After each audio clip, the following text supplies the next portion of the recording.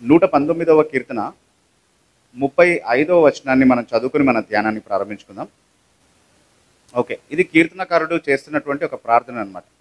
వాస్తవానికి 119వ కీర్తన అంతా కూడా దేవుని వాక్యానికి ఉన్నటువంటి ప్రాధాన్యతను వివరిస్తూ, దాని విషయంలో ఆయన చేస్తున్నటువంటి విజ్ఞాపనలు, ప్రార్థనలకు సంబంధించినటువంటి ఒక కీర్తన.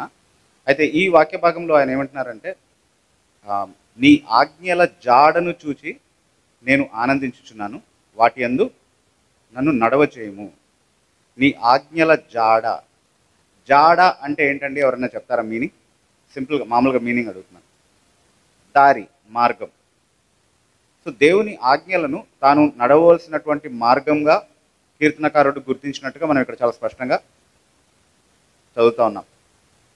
దేవుని బిడ్డలందరూ కూడా గ్రహించాల్సినటువంటి విషయం ఇది.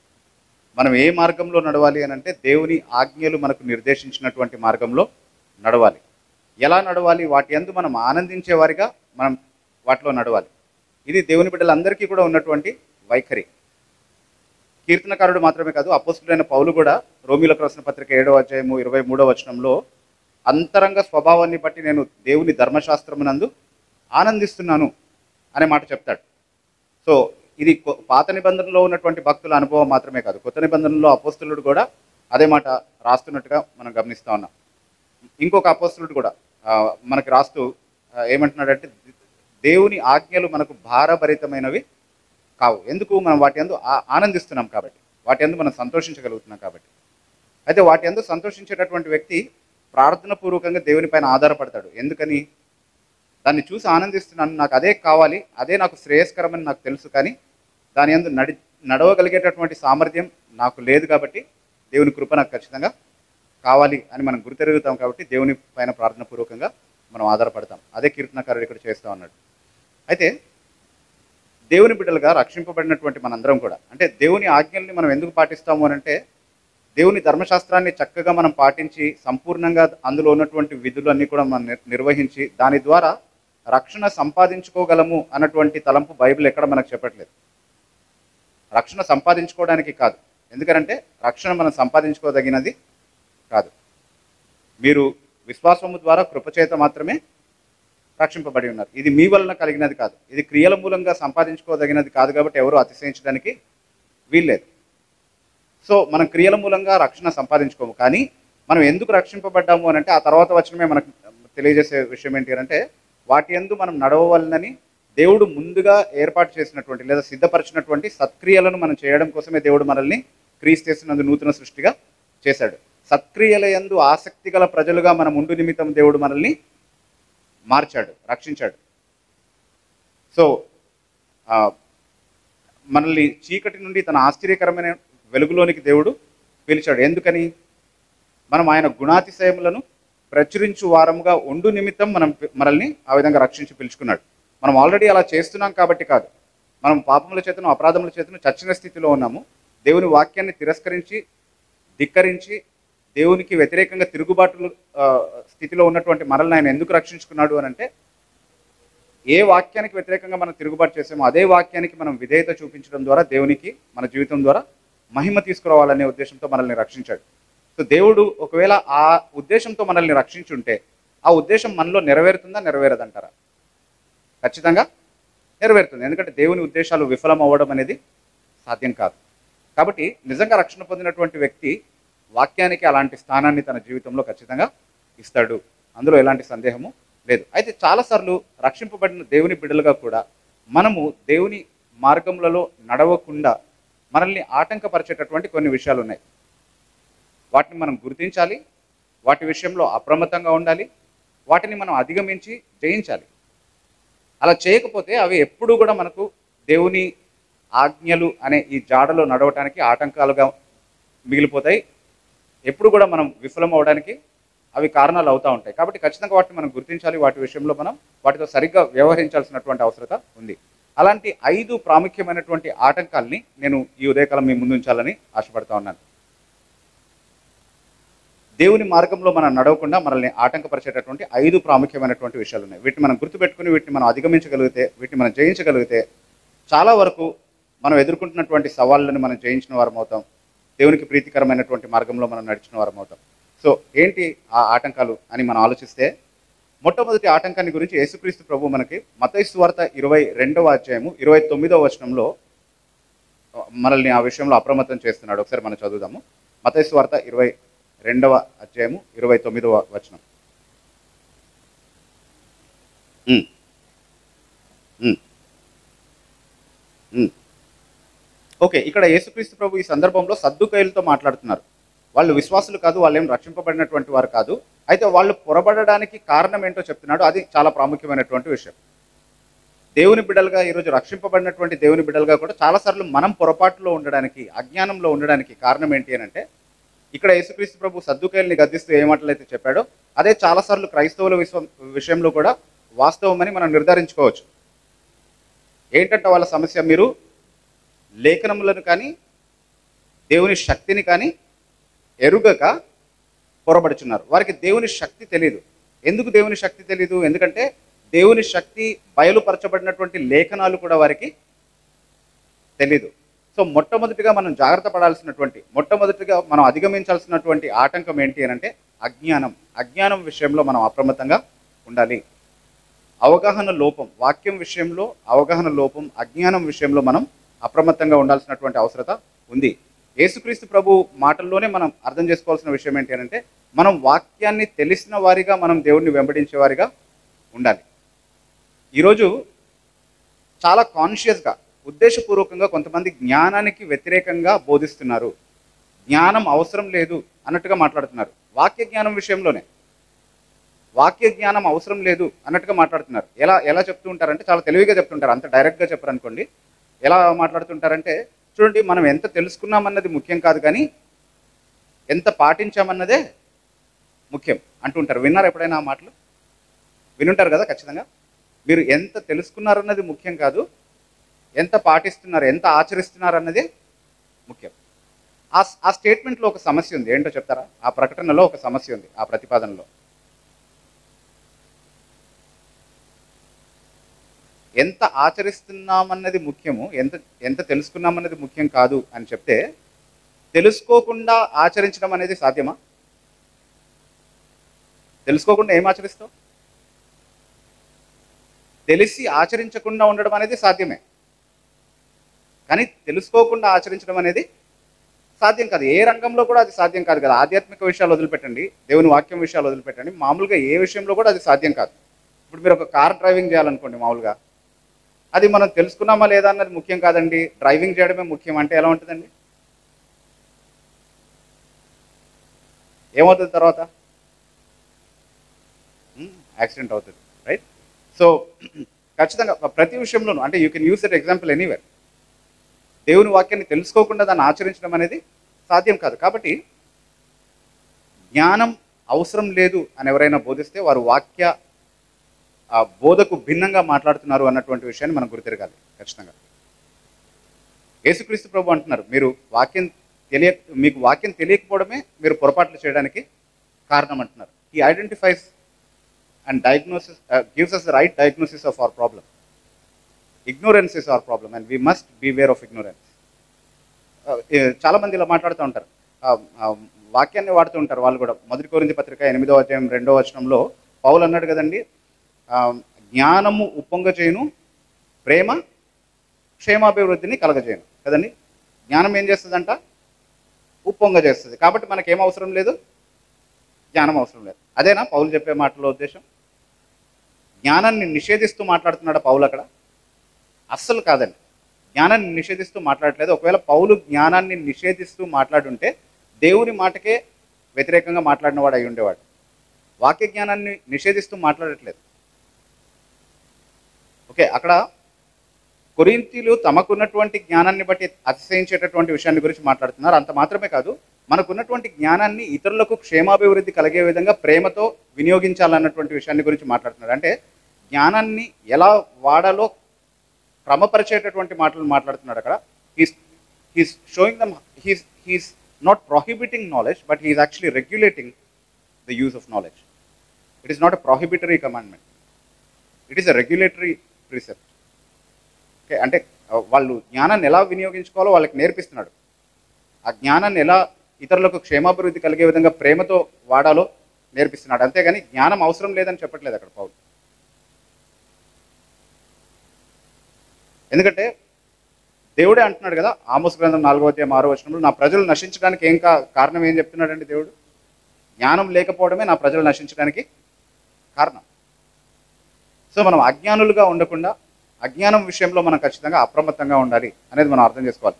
ఇంకొంతమంది ఏమంటుంటారంటే, బ్రదర్ మనం ఎంత తక్కువ తెలుసుకుంటే అంత మంచిది బ్రదర్, ఎందుకంటే ఎంత ఎక్కువ తెలుసుకుంటే అంత ఎక్కువగా లెక్క అప్పచెప్పుకోవాలి. The more you know the more you are accountable. So ignorance is bliss. అయితే నేను మిమ్మల్ని ఈ ప్రశ్న అడుగుతున్నాను, మామూలుగా నాకు తెలియదు కాబట్టి పాపం చేస్తే అది పాపంగా పరిగణించబడదా దేవుని దృష్టిలో? ఖచ్చితంగా పాపం పాపమే. తెలిసి చేసినా తెలియకుండా చేసినా పాపం పాపమే. తెలుసుకోవాల్సినటువంటి బాధ్యత నాకుందా లేదా? ఉంది ఖచ్చితంగా. సో తెలుసుకోకపోవడం అనేది ఫస్ట్ పాపం, తెలుసుకోకుండా చేసింది ఇంకొక పాపం. దాన్ని దేవుడు ఖచ్చితంగా పాపంగానే పరిగణిస్తున్నాడు. ఇప్పుడు మన పాత నిబంధనలో లేవీకాండం 5వ అధ్యాయం 17వ వచనంలో అనేక బలి అర్పణల గురించి మాట్లాడుతూ తెలియకుండా చేసినటువంటి తప్పుల విషయంలో కూడా ఒక బలి అర్పణని దేవుడు కోరాడు. అంటే దేవుని ఉద్దేశంలో తెలియకుండా చేస్తే పాపంగా పరిగణించబడిందా లేదా? అది ఖచ్చితంగా అది పాపమే. అది ప్రాయశ్చిత్తం జరగాల్సినటువంటి పాపంగానే పరిగణించాడు దేవుడు దాన్ని. కాబట్టి అజ్ఞానంలో చేసినంత మాత్రాన నేను తప్పించుకోగలను అనుకోవడానికి వీల్లేదు. There is no excuse. Ignorance of law is not an excuse. ఈరోజు నేను ఎవరినో చంపేసి వాళ్ళు నన్ను పట్టుకోవడానికి వచ్చినప్పుడు, లేదండి నాకు ఇక్కడ చంపడం నేరం అని తెలియదండి ఈ దేశంలో అని అంటే విడిచిపెట్టేస్తారా? No, you should have known the law being a citizen of this country, right? So so the primary point here is అజ్ఞానం విషయంలో మనం అప్రమత్తంగా ఉండాలి. చూడండి, లూకాసు వార్త 12వ అధ్యాయంలో 47, 48, 49 ఆ వాక్య భాగం మనం చదివినప్పుడు అక్కడ ఇద్దరు దాసుల గురించి మాట్లాడుతున్నాడు యేసుక్రీస్తు ప్రభు. ఒక దాసుడేమో తన యజమాని చిత్తాన్ని ఎరిగి ఉండి కూడా దాన్ని చేయలేదు, కాబట్టి అతనికి ఎన్ని దెబ్బలు పడతాయంట? అనేక దెబ్బలు తింటాడు వాడు. ఓకే, ఇంకొక దాసుడు ఉన్నాడు, వాడికి యజమాని చిత్తం ఏంటో తెలీదు, కాబట్టి వాడిని వదిలేశాడా యజమాని? అరే పాపం వాడికి తెలియదులే, వాడి తప్పేముందిలే అనుకున్నాడా? లేదు. వాడికి ఎన్ని దెబ్బలు తగులుతాయంట? తక్కువ దెబ్బలు. అంటే ఎక్కువ దెబ్బలు తిన్నవాడితో పోల్చుకుంటే వీడికి తక్కువ దెబ్బలు. కానీ దేవుని చేతిలో ఒక్క దెబ్బ అయినా తినడం మంచిదేనా? మంచిది కాదు. Okay, we should always be careful to please our master in all things. ఆయన చిత్తం ఎరిగిన వారిగా మనం ఆయన చిత్తాన్ని చేసేవారిగా ఉండాలి. అజ్ఞానంలో ఉండడం అనేది ఆయన ఉద్దేశం కాదు. సో అజ్ఞానం విషయంలో అప్రమత్తంగా ఉండాలి అన్నది మొదటి విషయం. సో మనం క్రైస్తవులుగా అనేక పొరపాట్లు చేయడానికి కారణం ఏంటి అంటే వాక్య జ్ఞానం లేదు. ఈరోజు చాలాసార్లు క్రైస్తవులు వాక్యం చదువుతున్నారు, కానీ వాక్యంలో ఏముందో తెలుసుకోవాలి అనే ఉద్దేశంతో చదవట్లేదు. ఊరికనే ఆచారంలో భాగంగా చదువుతున్నారు. అంటే నేను క్రైస్తవుడిగా చిన్నప్పటి నుంచి నాకు తల్లిదండ్రులు నేర్పించారు, పొద్దునే లేవగానే ఒక అధ్యాయం చదవాలి, రాత్రి పడుకునే ముందు ఇంకొక అధ్యాయం చదవాలి. అలా చదవకపోతే మనసాక్షి ఏదో తొందర చేస్తూ ఉంటుంది కదా, ఈరోజు చేయాల్సిన పని ఏదో చేయలేదని తొందర చేస్తూ ఉంటుంది. ఎందుకు దాంతో గొడవ ఎందుకు? మనకి ఒక అధ్యాయం చదివేస్తే అయిపోతుంది కదా అని చెప్పి చదివేస్తారు. ఆ పని అయిపోతుంది. అమ్మయ్య ఈరోజు చాలా భక్తి ప్రదర్శన చేశాను దేవుడి ముందు అనుకుంటాం మనం. కానీ దేవుడు ఇచ్చిన ఉద్దేశం ఏంటి? వాక్యం ఎందుకు ఇచ్చాడు? అలా ఆచారబద్ధంగా మనం చదివి భక్తి ప్రదర్శించమని చెప్పి ఇచ్చాడు వాక్యాన్ని? దాన్ని మనం తెలుసుకోవాలి, దాని ప్రకారం నడవాలనే ఉద్దేశంతో ఇచ్చాడు. సో దాన్ని అర్థం చేసుకునే విధంగా మనం చదవకపోతే, అది చాలామంది మిగతా మత గ్రంథాలు కూడా చదువుతూ ఉంటారు, వాళ్ళకి ఆ భాష కూడా అర్థం కాదు. అరబ్బీ భాషలో చదువుతూ ఉంటారు, కొన్ని మతాలకు సంబంధించినటువంటి వాళ్ళు సంస్కృత భాషలో చదువుతూ ఉంటారు. ఆ పదాలకు అర్థం కూడా తెలియదు, కానీ కేవలం లాంఛనప్రాయంగా అలా చదువుకుంటూ వెళ్ళిపోతారు. అలా వల్లి వేయడానికి ఊరికినే అర్థం లేకుండా ఊరికినే ఒక మంత్రంలా చదవడానికి దేవుడు మనకి వాక్యాన్ని ఇవ్వలేదు. దాన్ని అర్థం చేసుకోవడానికి, అర్థవంతంగా మన జీవితంలో వాటిని అన్వయించుకోవడానికి దేవుడు మనకి ఇచ్చాడు. కాబట్టి అజ్ఞానం విషయంలో అప్రమత్తంగా ఉండండి. That is the first caution. అది మొదటి హెచ్చరిక, లేదా దేవుడు మనకు చెప్తున్నటువంటి మొదటి జాగ్రత్త. అంటే జాగ్రత్తగా ఉండాల్సిన, అప్రమత్తంగా ఉండాల్సినటువంటి మొదటి విషయం, మనం అధిగమించాల్సినటువంటి మొదటి ఆటంకం అది. ఓకే, రెండో విషయం ఏంటి?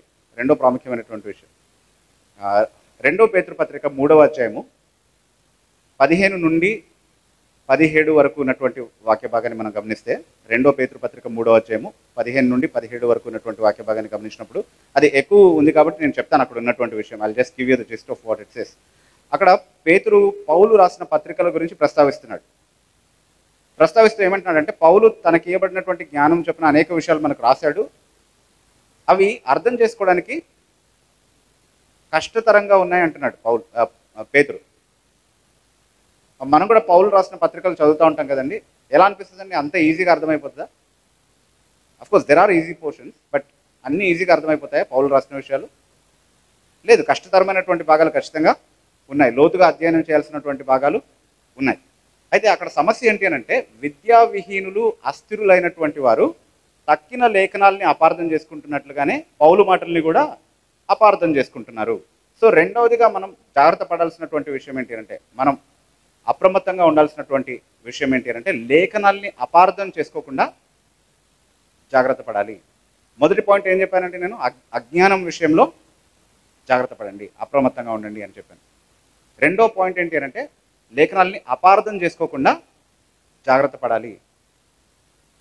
ఇక్కడ మనం గమనించాల్సినటువంటి ఒక ముఖ్యమైన విషయం ఏంటి అంటే, వాళ్ళు లేఖనాల్ని అపార్థం చేసుకున్నారు, పౌలు మాటలను అపార్థం చేసుకున్నారు.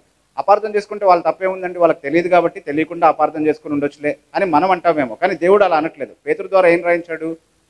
తమ స్వకీయ నాశనము కొరకే అపార్థం చేసుకుంటున్నారు. అంటే లేఖనాల్ని అపార్థం చేసుకోవడం ద్వారా ఏమొస్తుందండి? నాశనం వస్తుంది.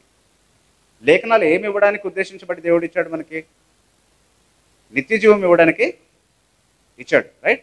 కానీ లేఖనాల్ని అపార్థం చేసుకుంటే ఆ లేఖనాలే మనల్ని విద్యా విహీనులని, అస్థిరులైనటువంటి వారిని తీర్పు తీరుస్తుంది. అది నాశనానికే దారితీస్తుంది. అది లేఖనం తప్పు కాదు, అపార్థం చేసుకుంటున్నటువంటి మన తప్పు. ఎందుకంటే సరిగ్గా అర్థం చేసుకోవాల్సినటువంటి బాధ్యత మనకుంది. యేసుక్రీస్తు ప్రభు చెప్పాడు కదా, మత్తయి సువార్త 9వ అధ్యాయం 13వ వచనంలో శాస్త్రులు పరిశీలనతో మాట్లాడుతూ ఒక మాట అంటున్నాడు. చదువుదామండి ఒకసారి, ఈ మాట చదవండి. చదవండి, అదే కరెక్ట్.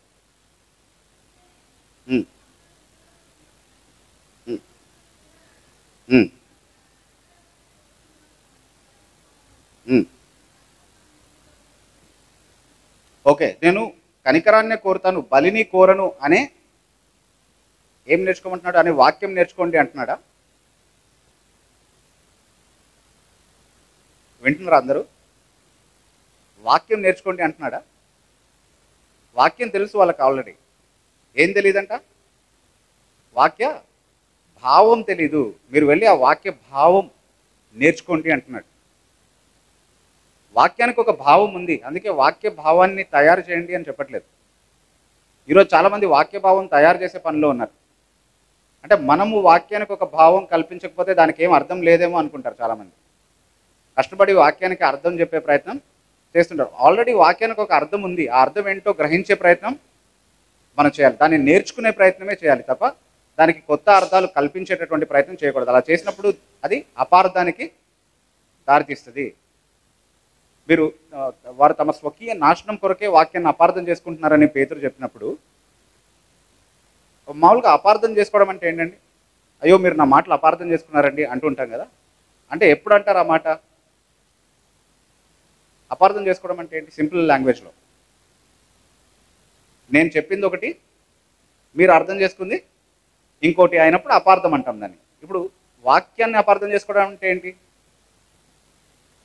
వాక్యంలో ఉన్న భావం ఒకటి, మీరు తీసుకున్న భావం వేరొకటి అయినప్పుడు వాక్య అపార్థం అవుతుంది. అది దాని విషయంలో జాగ్రత్తగా ఉండమంటున్నాడు. ఎందుకంటే అదే ప్రతి దుర్బోధకు మూలం. ఈరోజు సంఘంలో దుర్బోధ అని దేని పిలుస్తున్నాం మనం? వాక్య భావం ఒకటవుతే అదే వాక్యాన్ని వాడి వేరొక భావం దానికి తగిలించి బోధించినప్పుడు అది దుర్బోధ అవుతుంది. దాని విషయంలో అప్రమత్తంగా ఉండాలి. అది ఎవరు చేసినా, తెలిసి చేసినా తెలియకుండా చేసినా అది పాపమే, అది స్వకీయ నాశనానికే దారితీస్తుంది. అందుకే వాక్య భావాన్ని సరిగ్గా అర్థం చేసుకోవాలి.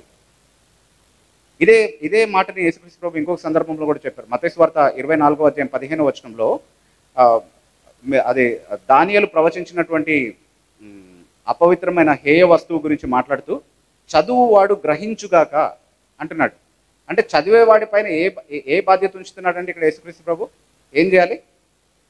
ఎలా చదవాలి? గ్రహిస్తూ చదవాలి. గ్రహిస్తూ చదవాలి. అంటే కేవలం దానియేలు ప్రవచనం అంటే నాకు చాలా ఇష్టం, అది మాత్రమే గ్రహిస్తూ చదవండి అని అనట్లేదు ప్రభు ఇక్కడ. లేఖనాల్లో ఏ భాగం చదివినా అది మన బాధ్యత, గ్రహిస్తూ చదవాలి. ఎందుకంటే లేఖనానికి ఒక భావం ఉంది, అది మనం నేర్చుకోవాలి. అది కాకుండా మన సొంత భావాలు దానికి తగిలించే ప్రయత్నం చేస్తే అది ఖచ్చితంగా అపార్థానికి దారితీస్తుంది. ఈరోజు సంఘాల్లో ఇది చాలా ఎక్కువగా అయిపోయినట్టుగా మనం గమనించగలుగుతాం. బోధకులు మొదలుకొని వ్యక్తిగతంగా వాక్య ధ్యానం చేసేవారి వరకు అందరూ కూడా ఇలా చేస్తున్నారు. అవునండి, ఈ వాక్యం భాగం ద్వారా దేవుడు నాతో ఇలా మాట్లాడాడు, నాకు అర్థమైన భావం ఇది. అంటే ఈ ఈ ఈ ఈ వాక్యాన్ని నేను ఎలా అర్థం చేసుకుంటానంటే అని స్టార్ట్ చేస్తూ ఉంటారు కదా కొంతమంది. అక్కడే ఆపేయండి వాళ్ళు. నువ్వెలా అర్థం చేసుకుంటావో నేను ఎలా అర్థం చేసుకుంటానో అది ప్రాముఖ్యమైనటువంటి విషయం కాదు. దానికి ఉన్న అర్థం ఏంటో చెప్పు ఫస్ట్. ఇక్కడ మనం అర్థం చేసుకోవాల్సిన విషయం ఏంటంటే వాక్యానికి ఒకే భావం ఉంటుంది. ఇప్పుడు నేను మీతో మాట్లాడుతున్నప్పుడు ఊరికినే అలా గాలికి మాట్లాడేసి ఎవరికి ఎలా కావాలో అలా అర్థం చేసుకోండి అని చెప్పి మాట్లాడతానా, లేకపోతే ఒక నిర్దిష్టమైన ఉద్దేశంతో మాట్లాడతానా? ఒక నిర్దిష్టమైన ఉద్దేశంతోనే మాట్లాడతాను. అలాగే దేవుడు మనతో మాట్లాడినప్పుడు, దేవుడు తన వాక్యాన్ని రాయించినప్పుడు ఒక ఖచ్చితమైన ఉద్దేశంతో రాయించాడా, లేకపోతే మీకు ఎలా కావాలో అలా తీసుకోండి పర్వాలేదని చెప్పి రాశాడా? ఒక ఖచ్చితమైన ఉద్దేశంతోనే రాశాడు. దేవుడు మాట్లాడినటువంటి మాటలకి ఒక ఖచ్చితమైనటువంటి భావం ఉంది. ఆ భావాన్ని అర్థం చేసుకునే ప్రయత్నమే అందరూ చేయాలి.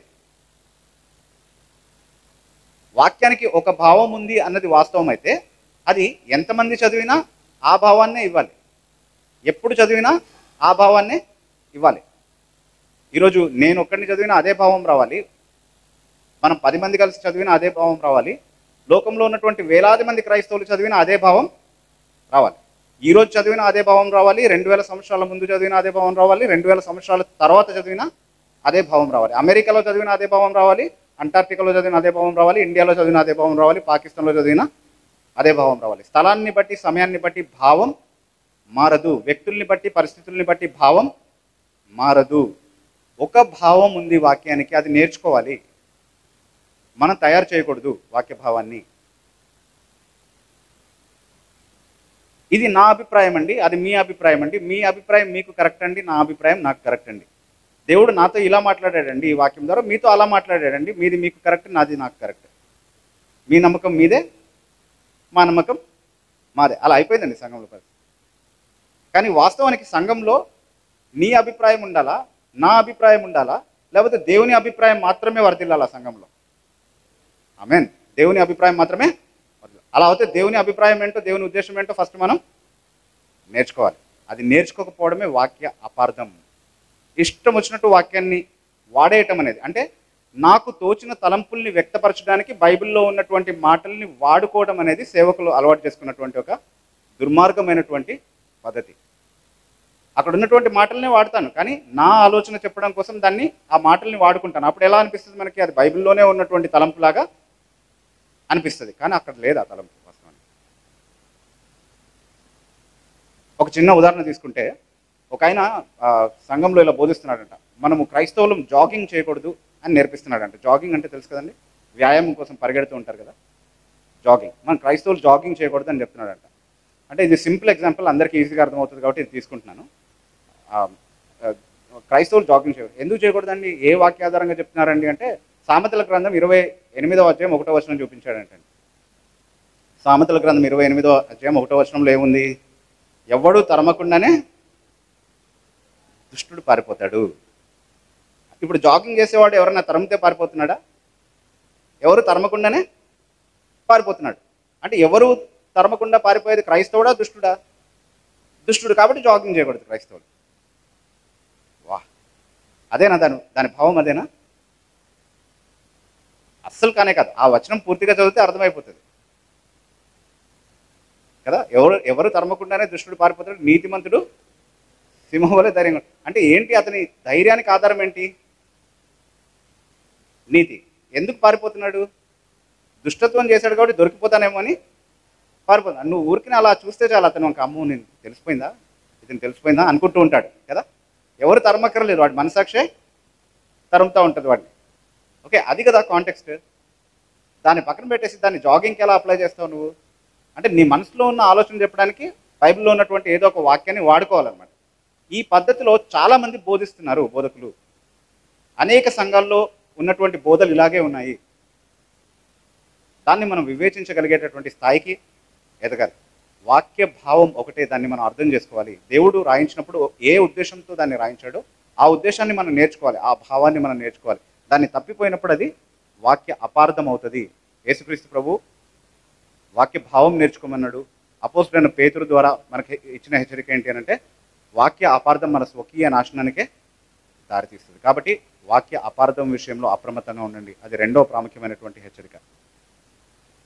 మూడో ప్రాముఖ్యమైనటువంటి ఆటంకం చూడండి, మనం దేవుని మార్గంలో నడవకుండా మనల్ని ఆటంకపరిచేటటువంటి మూడో ప్రాముఖ్యమైనటువంటి ఆటంకం ఏంటి అని అంటే, హెబ్రీలకు రాసిన పత్రిక 3వ అధ్యాయము 12వ వచనం ఒకసారి చదవండి. హెబ్రీలకు రాసిన పత్రిక 3వ అధ్యాయము 12వ వచనం.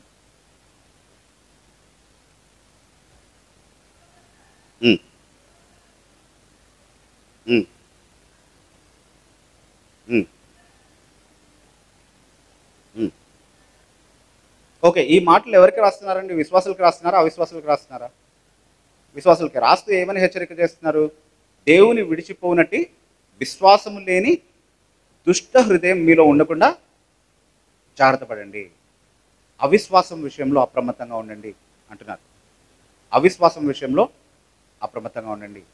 అదేంటండి, మేము విశ్వాసులం కదా, ఇది అవిశ్వాసులకు చెప్పాల్సినటువంటి మాట కదా అంటే, కాదండి, ఇది విశ్వాసులకే హెచ్చరికగా చెప్పబడింది. కాబట్టి విశ్వాసులే, మనం విశ్వాసంలో ఉన్నామో లేదో మనల్ని మనం పరీక్షించుకోవాల్సినటువంటి అవసరత ఖచ్చితంగా ఉంది. అయితే దేవుని మాట పైన అపనమ్మిక కలగజేయడం అనేది సాతాను మొదటి నుంచి కూడా వాడుతూ వచ్చినటువంటి ఒక యుక్తి, లేకపోతే ఒక స్ట్రాటజీ అన్నమాట. ఆయుధం, కరెక్ట్గా చెప్పారు. మొదటి నుంచి కూడా అంటే వాక్యం విషయంలో మనం వాక్యాన్ని గురించి మాట్లాడుతూ ఉన్నాము. వాక్యం విషయంలో, అజ్ఞానం విషయంలో అజ్ఞానులుగా ఉండకుండా అప్రమత్తంగా ఉండండి. అపార్థం చేసుకోకుండా జాగ్రత్త పడండి. అలాగే వాక్యం విషయంలో, దేవుని వాక్యం విషయంలో అపనమ్మిక కలగడం ద్వారానే దేవుని విడిచిపోనట్టి దుష్ట హృదయం మనలో కలుగుతుంది. అందుకే మొదటి నుంచి కూడా వాక్యం పైనే అపవాది దాడి చేస్తూ ఉన్నాడు. కాబట్టి వాక్యం పైన మన విశ్వాసంలో మనం దృఢంగా ఉండాలి, స్థిరంగా ఉండాలి అనేది వాక్యం మనకు బోధించేటటువంటి హెచ్చరిక. మనం చూడండి, మొదటి పతనాన్ని గురించి మనం ఒకసారి ఆలోచిస్తే, ఆదాము అవ్వలు పాపం చేసినటువంటి సందర్భాన్ని గురించి మనం ఆలోచిస్తే, మొదట సర్పం వచ్చి ఏమని మాట్లాడాడు, అవ్వతో ఏమని ప్రశ్నించాడు? ఇది నిజం. ఏది నిజమా? దేవుని వాక్యం నిజమా? దేవుని వాక్యం నిజమా అనే అనుమానపు బీజాన్ని మొదట అవ్వలో నాటే ప్రయత్నం చేశాడు. దేవుడు ఏమన్నాడు అవ్వతో లేదా ఆదాముతో? మీరు పండు తిన్న దినమున నిశ్చయంగా చచ్చెదరు. ఇది నిజమా అని అడిగాడు. అవును నిజమే అన్నది అవ్వ.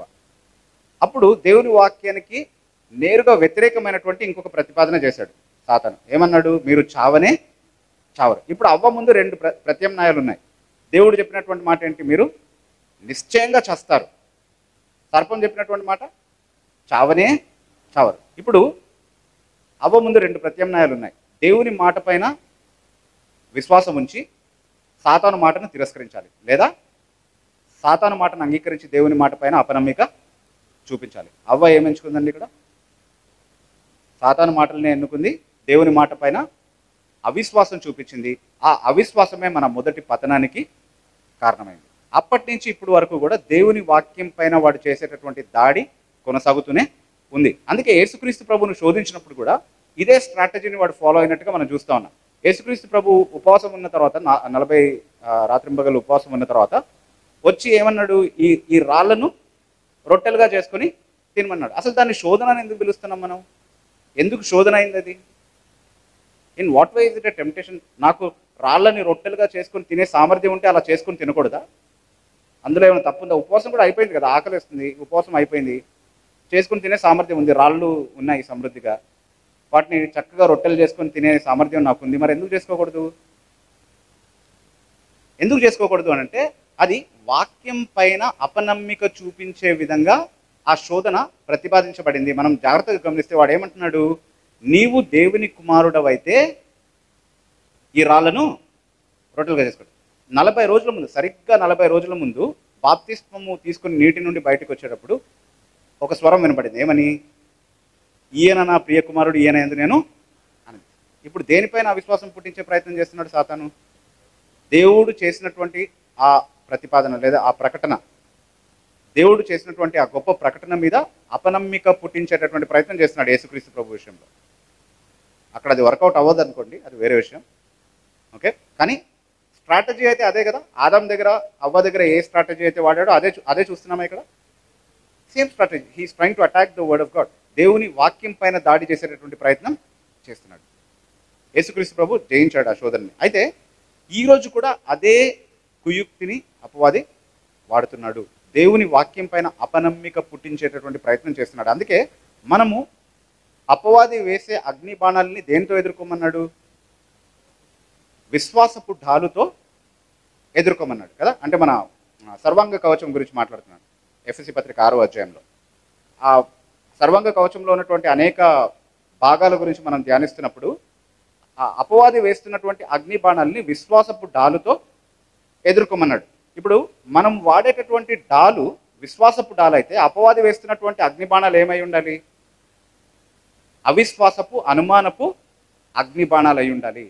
అందుకే విశ్వాసపు డాలును వాడి దాన్ని ఎదుర్కోమని మనకు హెచ్చరిక చేస్తూ ఉన్నాడు. మనము ఈరోజు వాక్యం పైన చూసేటటువంటి అనేక విధాలైనటువంటి దాడుల్ని మనం ఒకవేళ పరిగణలోకి తీసుకుంటే, క్రైస్తవేతరులైనటువంటి వారు, హిందూ క్రైస్తవ వ్యతిరేకులైనటువంటి హిందువులు కావచ్చు, అందరి గురించి మాట్లాడట్లేదు. క్రైస్తవ వ్యతిరేకులైనటువంటి హిందూ మతోన్మాదులు అయి ఉండొచ్చు, లేకపోతే ఇస్లాం దావా ప్రచారకులు అయి ఉండొచ్చు, లేకపోతే నాస్తికులు కావచ్చు. ఈ మధ్య ఇంకా దారుణమైనటువంటి విషయం ఏంటంటే, క్రైస్తవంలో ఉన్న కొంతమందే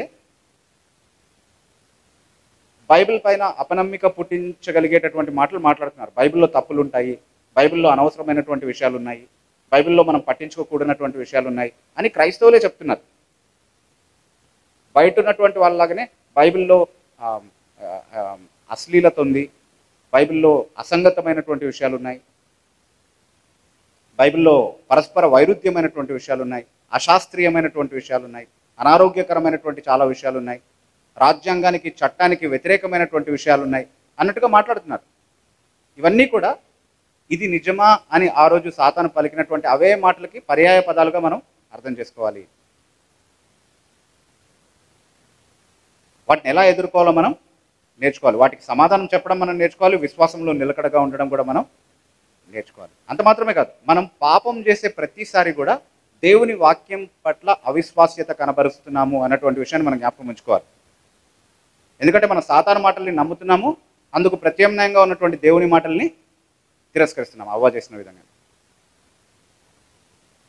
పాపం వైపుకి తొలగేటప్పుడు అన్యులు, క్రైస్తవ వ్యతిరేకులైనటువంటి క్రైస్తవులు వాక్యానికి వ్యతిరేకంగా మాట్లాడుతున్నప్పుడు దాని చేత మనం ఒకవేళ ప్రభావితం చేయబడితే ఖచ్చితంగా అది విశ్వాసం లేని, దేవుని విడిచిపోయినట్టు విశ్వాసం లేనటువంటి దుష్ట హృదయం మనలో కలగజేసేటటువంటి ప్రమాదం ఎంతైనా ఉంది. కాబట్టి అవిశ్వాసం విషయంలో అప్రమత్తంగా ఉండాలి, జాగ్రత్తగా ఉండాలి. ఇది 3వ ప్రాముఖ్యమైనటువంటి హెచ్చరిక. ఇక 4వ ప్రాముఖ్యమైనటువంటి హెచ్చరిక చూడండి, మత్తయి సువార్త 7వ అధ్యాయము 15వ వచనం. మత్తయి సువార్త 7వ అధ్యాయం 15వ వచనం.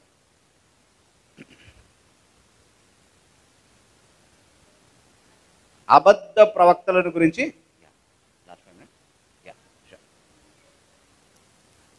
చాలండి మనం జస్ట్ ఆ మాట మాత్రమే తీసుకుందాం. అబద్ధ ప్రవక్తల విషయంలో జాగ్రత్త పడండి.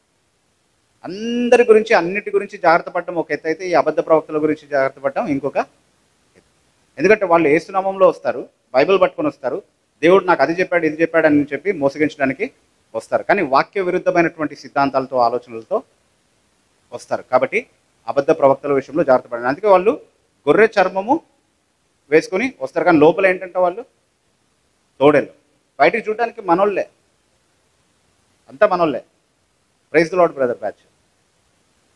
మేము త్రిత్వాన్నే నమ్ముతామండి, మేము జన్మపాపం నమ్ముతాము, మేము యేసుక్రీస్తు దేవుడనే నమ్ముతాం. మేము అసలు రక్షణ యేసుక్రీస్తు రక్తం ద్వారా ఇంకా దేని ద్వారా రాదు తెలుసా మీకు అని మాట్లాడతారు. అవన్నీ చెప్పి మనల్ని మంత్రముగ్ధులుగా చేసిన తర్వాత మెల్లిగా వాళ్ళ నాశనకరమైనటువంటి సిద్ధాంతాలు ఒక్కొక్కటి మన మీద వదులుతూ ఉంటారనమాట. అలాంటి వారి విషయంలో అప్రమత్తంగా ఉండండి. ఎందుకంటే నేరుగా వాక్యానికి వ్యతిరేకంగా మనం పాపం చేయడానికి మనల్ని ప్రోత్సహించేది వాళ్ళే. మిగతా వాళ్ళు చెప్తే మనం వినం. ఇప్పుడు ఆ మతోన్మాది కరుణాకర్ సుగుణ వచ్చి బైబిల్‌లో తప్పు ఉందంటే మనం వింటామా? వినం. ఎందుకంటే వాడు మతోన్మాది, వాడు కావాలని చేస్తున్నాడని తెలుసు మనకి. కానీ సంఘంలో ఉన్న ఒక పాస్టరే వచ్చి అలాంటి మాట చెప్పాడనుకోండి, బైబిల్‌లోనే తప్పులున్నాయండి, బైబిల్‌లోనే వైరుధ్యాలు ఉన్నాయండి అని చెప్తున్నారు ఈ మధ్య. రంజిత్ ఓఫిర్ గారు చెప్పారు ఈ మధ్య. Okay, I'm sorry if I'm taking names, if it is against the protocol of this church. But but చెప్పాడు ఆయన డైరెక్ట్‌గా. ఓకే, బైబిల్‌లోనే తప్పులున్నాయని మాట్లాడారు. ఓకే, సో ఇప్పుడు ఒక పాస్టర్ అలాంటి మాటలు చెప్పినప్పుడు ఏం చేశారు, ఆయన సంఘంలో ఉన్నటువంటి ఇంకో 5 పాస్టర్లు 6 పాస్టర్లు వచ్చి అదే మాట చెప్పే ప్రయత్నం చేశారు. అనేక ఉదాహరణలు తీసుకొచ్చి బైబిల్‌లో ఈ తప్పు ఉంది, ఆ తప్పు ఉంది అని చెప్పే ప్రయత్నం చేశారు. ఇది అబద్ధ ప్రవక్తలకు ఉన్నటువంటి లక్షణం అనమాట. సంఘాన్ని నాశనం చేసేటటువంటి బోధలు ఉంటాయి వాళ్ళ దగ్గర. కాబట్టి వాళ్ళ విషయంలో అప్రమత్తంగా ఉండండి అంటున్నారు. చివరిగా 5వదిగా ఒక మాట, ఇది మనందరికీ బాగా తెలిసినటువంటి మాట. యాకోబు పత్రిక 1వ అధ్యాయము 22వ వచనం. మీరు వాక్యము వినువారై మాత్రమే ఉండి మిమ్మల్ని మీరే మోసపుచ్చుకొనక వాక్య ప్రకారము ప్రవర్తించువారై ఉండండి. అంటే ఇక్కడ మనకేం చెప్తున్నాడు అని అంటే, అవిధేయత విషయంలో అప్రమత్తంగా ఉండండి. చూడండి, ఇక్కడ ఈ మాట నేను ఖచ్చితంగా చెప్పి ముగిస్తాను. అవిధేయత విషయంలో మనం అప్రమత్తంగా ఉండాలి, జాగ్రత్తగా ఉండాలి. ఎందుకంటే చూడండి, ఒక నిజ క్రైస్తవుడిని ఒక నకిలీ క్రైస్తవుడి నుంచి నిజంగా వేరు చేసేటటువంటి ఒక లక్షణం అంటూ ఏదైనా ఉంటే అదేంటి? దేవుని వాక్యానికి విధేయత. చూడండి, సాతానుకి దేవుని వాక్య జ్ఞానం ఉందంటారా లేదంటారా? ఉంది కదా, రైట్. సాతానికి వాక్యం సరైనటువంటి వాక్య భావం తెలుసా తెలీదా? ఖచ్చితంగా తెలుసు. అందుకే కదా దాన్ని వక్రీకరించగలుగుతున్నాడు అంత సక్సెస్ఫుల్గా. వక్రీకరించాలంటే ముందు అసలు జ్ఞానం ఉండాలి కదా కదా కాబట్టి సాతానికి వాక్య జ్ఞానం ఉంది, దాని భావం కూడా తెలుసు. సాతాను దేవుని వాక్యాన్ని విశ్వసిస్తాడా విశ్వసించడా? ఏమండి, దేవుడు ఒక్కడే అని మీరు నమ్ముచున్నారు, దయ్యములను అలాగే నమ్మి వణుకుచున్నవి, అవి వణుకుతున్నాయి కూడా అంట. మనం వణుకం కదా, at least seem to be better than some of the Christians actually కదా. అవి వణుకుతున్నాయంట కూడా. ఇప్పుడు యేసుక్రీస్తు ప్రభు ఆ సేన పట్టిన దయ్యాన్ని వెళ్ళగొడుతున్నప్పుడు వాళ్ళు ఏమన్నారు? మా సమయం కంటే ముందు మమ్మల్ని నాశనం చేయడానికి వచ్చావా అని అడుగుతున్నా. అంటే అవి నాశనం చేయబడేటటువంటి ఒక తీర్పు దినం ఉందని విశ్వసించాయా లేదా దయ్యాలు? ఆ నాశనము, ఆ తీర్పు తీర్చాల్సినటువంటి వ్యక్తి యేసుక్రీస్తు ప్రభు అని కూడా తెలుసు వాళ్ళకి, ఆ దయ్యాలకు తెలుసు. అందుకే నువ్వు వచ్చావేంటి అని అడగట్లేదు, టైం కంటే ముందు వచ్చావేంటి అని అడుగుతున్నాయి. అది వాటి సమస్య అనమాట. ఓకే, సో దే బిలీవ్డ్, అవి నమ్మాయి. అబద్ధ ప్రవక్తలు ఎవరో నిజ ప్రవక్తలు ఎవరో సాతానుడికి తెలుసా తెలీదా? తెలుసు. ఎందుకంటే అబద్ధ ప్రవక్తలను పంపించేది వాడే కదా, తెలుసు ఖచ్చితంగా. ఓకే, అయితే మనకి కేవలం జ్ఞానం మాత్రమే ఉండి, వాక్యభావం మాత్రమే తెలుసుండి, విశ్వాసం మాత్రమే ఉండి, వివేచన జ్ఞానం మాత్రమే ఉంటే సాతాను కంటే మనం ఏమాత్రము మెరుగైనటువంటి వారం కాము. మనల్ని సాతాన్ని వేరు చేసేటటువంటి ఒకే ఒక విషయం ఏంటి అంటే విధేయత. వాడు ఎప్పుడు వాక్యానికి విధేయత చూపించడు, మనం దేవుని వాక్యానికి విధేయత చూపించేవారిగా ఉండాలి. సో ఈ 5 విషయాలలో మనం ఎప్పుడు కూడా అప్రమత్తంగా ఉందాం. దేవుని కృప కొరకు మనం ఆధారపడదాం. దేవాని ఆజ్ఞల జాడను చూచి నేను ఆనందించుచున్నాను, వాటి యందు నన్ను నడవ చేయము అని ప్రార్థన చేసి యథార్థంగా శక్తి వంచన లేకుండా ఎప్పుడు కూడా మనం ప్రయాసపడదాం. ఈ 5 సవాళ్ళను, ఈ 5 సమస్యలను, ఆటంకాలని మనం అధిగమించడానికి, వాటిపైన జయం పొందడానికి ఎప్పుడు కూడా మనం నిరంతరం శ్రమిస్తూ ఉందాం. ఏంటవి? ఒకసారి చెప్పి ముగించేస్తాను. అజ్ఞానం విషయంలో, అపార్థం విషయంలో, అవిశ్వాసం విషయంలో, అబద్ధ ప్రవక్తల విషయంలో, అవిధేయత విషయంలో, అన్నీ ఆతోనే ప్రారంభమయ్యాయి. సో గుర్తుపెట్టుకోండి, అజ్ఞానం, అపార్థం, అవిశ్వాసం, అబద్ధ ప్రవక్తలు, అపార్థం విషయంలో 6వదిగా ఇంకొక కలపాలంటే వాటి విషయంలో అప్రమత్తంగా ఉండండి. అలా ఉండగలిగిన కృప దేవుడు మనందరికీ అనుగ్రహించుగాక. దేవుడు తన వాక్యాన్ని దీవించుగాక.